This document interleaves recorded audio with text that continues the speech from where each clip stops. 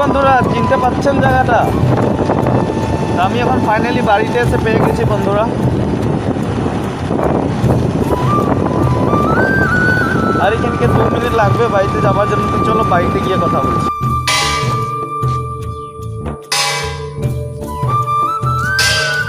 আমাদের ফ্যাক্টরিতে 8টার ঘন্টা বাজছে বন্ধুরা। আর হ্যাঁ, আমি শ্বশুরবাড়ি থেকে এত সকাল সকাল আসার রিজনটা হচ্ছে আমার ডিউটি বন্ধুরা।